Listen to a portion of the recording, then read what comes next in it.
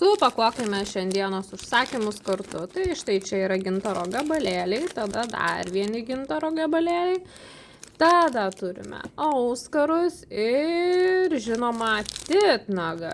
Vienas populiariausių šią savaitę akmenų, jau kelis esu supakavus, tai tikrai gan einamas. Na, o toliau pasiėmame burbulinę plėvelę, pasimatuojam, pasižiūrim, ar jinai mums tinka ir pakuojam. O štai čia problema, lipni juostelės sumastė čia pakvailioti. Bet nieko, viską pavyko sutvarkyti ir toliau pratęsiau savo pakavimą.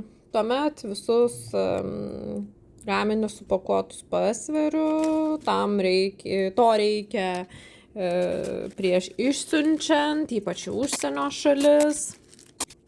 Na ir toliau pratęsiu pakavimą ant kiekvieno voko, ant kurio padedu nupirktą produktą, užsirašau gavėją, kad nepasimesti, ypač jeigu daug siuntų yra.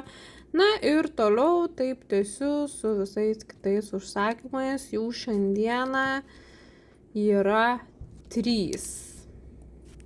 Aišku, užtrunka ir suvedimas kiekvieno užsakymo. Na, toliau spaudžiame atsispausdinti etiketes, atsispausdiname etiketes, tada įdedame į voką produktus, užklijuojame etiketę. Na ir toliau jau viską supakavę galime ir išsiųsti šituos visus siuntinius.